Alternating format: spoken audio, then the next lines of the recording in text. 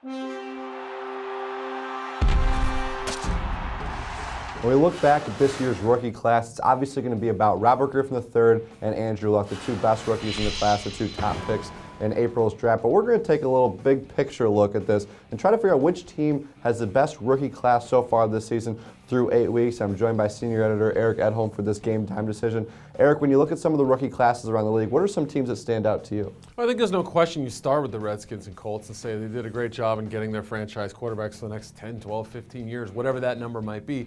And they made some okay picks beyond that. You know, Alfred Morris has been terrific for the Redskins, but they've been a little bit of a two-man class so far. Colts have gotten some good contributions from these guys, but I think it's because they've had a depleted roster. So I'm going to go a little bit deeper, and I'm going to say the Cleveland Browns. Now, granted, they're in a situation where they had to play a lot of these guys, but their first three picks, Brandon Weeden, Trent Richardson, and Mitchell Schwartz, all starting. Billy Wynn, a sixth-rounder, has played great. Josh Gordon, the supplemental pick, a second-rounder, he's been one of the leading rookie receivers. So those guys, plus a few other contributors, I think they've had the best overall class to this point. When we look back later, it may be a different story. Yeah, definitely a deep class, and what you're looking for is contributions from a lot of players when we're talking about this. And I look at two teams, the Seattle Seahawks and Tampa Bay Buccaneers are two teams that really stand out. You look at Seattle, Bruce Irvin, Bobby Wagner, I think, has been very underrated. He's been out there making a lot of plays.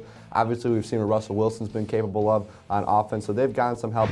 Buccaneers, Mark Barron's been a great playmaker for them at safety. Let's talk about Doug Barnes, saw what he did on Thursday night. Levante David, another underrated guy, making a lot of tackles behind the line. Patriots are starting a lot of rookies too, like they have the past couple years. You look at Chandler Jones, maybe the best defensive rookie in the entire league. So definitely a lot of these teams getting some help. We talk about the quarterbacks, and we already mentioned the three teams that are starting a quarterback. You also have the Dolphins with Ryan Tannehill. And when you talk about the most important position on the field, you have to talk about these teams that have the quarterback when it comes to the rookies. Yeah, I think that's where we're going to end up looking, and those are really five of the, assuming these five quarterbacks remain their team starters, going to be five of the more impressive classes overall. But then you look at a group like the Bengals, and they've gotten solid contributions, and maybe the most unexpected from Vontaze Burfict, an undrafted guy, somebody who wasn't even deemed draft worthy, which is surprising because he had some flashes in college, just the character issues. The Bengals are always your team that are willing to look past it. So they're one of those clubs that didn't have the quarterback. They got Dalton last year, but they're getting contributions from a number of rookies this year. Yeah, Cincinnati hasn't been able to have Drake Kirkpatrick, their first-round pick, and it's going to get better on the field. So that class, as you said, is going to continue to improve.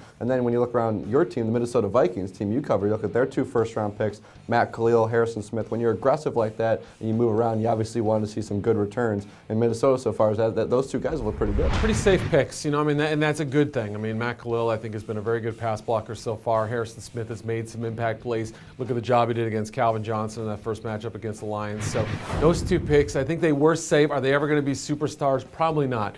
But two important building blocks for a 5-3 team. And I'll throw one more team out there. How about the Green Bay Packers? Look at some Nick Perry, Jarrell Worthy, Casey Hayward really coming on strong for them. We're going to see more from McMillan with Charles Woodson out. So you don't usually talk about the Packers when you talk about rookie classes, but they did a pretty good job in this April's draft. With the exception of the Giants last year, almost every Super Bowl champion the last few years has had major contributions from rookies. So you have to throw it in there and say, hey, look, the Packers are in this situation because they have first-year players who are really helping out. Yeah, again, it's only through 8 weeks. But a lot of these teams can look back at April's draft and say they did pretty good in some of their picks. Which team do you think has the best rookie class so far in the season? Let us know in the comments on our YouTube channel and head to our website at ProFootballWeekly.com.